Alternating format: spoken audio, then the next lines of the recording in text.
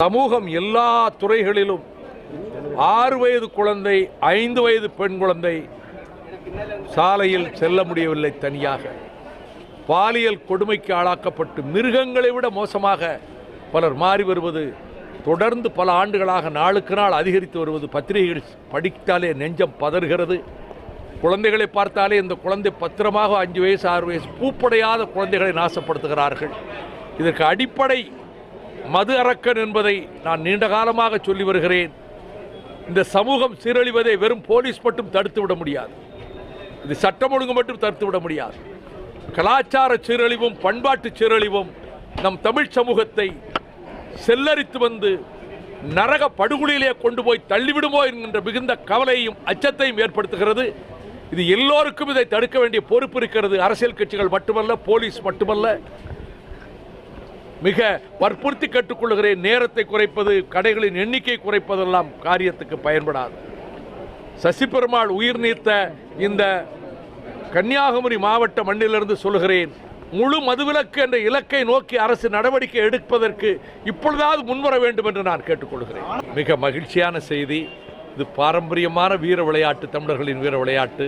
இது எப்பொழுதோ அரசாங்கம் துணிச்சலாக முடிவெடுத்திருக்க வேண்டும்.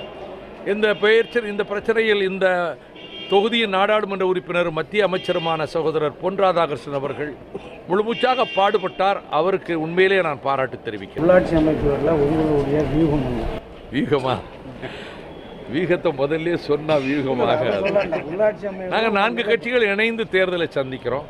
மற்ற கட்சிகளை எங்களோடு தேர்தலில் கூட்டாக இருந்த கட்சிகள் அவர்கள் என்ன முடிவெடுக்கிறார்கள் என்பது அவருடைய உரிமை. கூட்டு இயக்கத்தினுடைய நிரந்தர உறுப்புகளாக இருக்கக்கூடிய மறுமலர்ச்சி திராவிட முன்னேற்ற கழகம், மார்க்சிஸ்ட் கம்யூனிஸ்ட் கட்சி, விடுதலை சிறுத்தைகள் கட்சி, இந்திய கம்யூனிஸ்ட் கட்சி, நாங்கள் இணைந்து இந்த உள்ளாட்சி தேர்தலை சந்திக்கிறோம். உலக பொதுமுறை தந்த திருவள்ளுவர்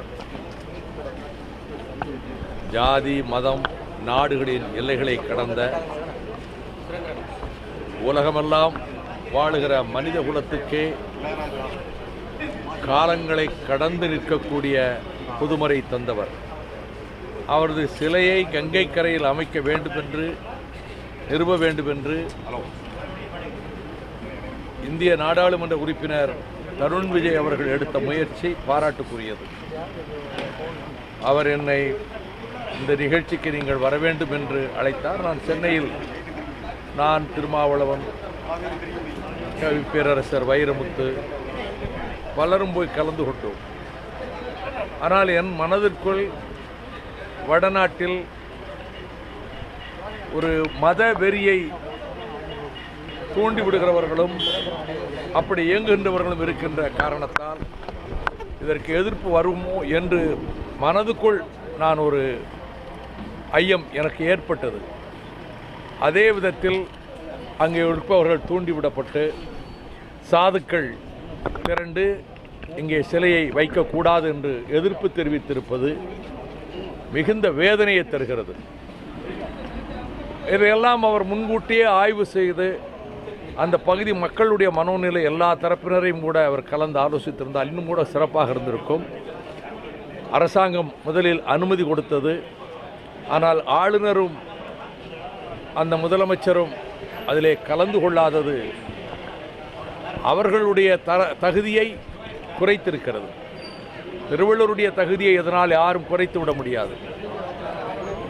அதனால் இப்பொழுது அந்த நிகழ்ச்சிக்கு ஏற்பாடு செய்த தருண் விஜய் மீது எல்லோரும் பாய்கிறார்கள். அது மட்டுமல்ல, அங்கே அவர்கள் ஒடுக்கப்பட்ட மக்களை ஆலயத்துக்கு அழைத்து கொண்டு போறாண்டு கல்லெடுத்து அடித்தார்கள். திருவள்ளுவரை பற்றி எதுவும் தெரியாதவர்கள் பலவற்றையும் சொல்லிக் கொண்டிருக்கிறார்கள். திருக்குறள் தேசிய நூலாக அறிவிக்கப்படவும் ஐநா மன்றமே உலகத்துக்கு வழிகாட்டுகிற மறைநூல் என்று அறிவிக்கவுமான நிலை வர வேண்டும் என்பது என்னுடைய நிலைப்பாடு.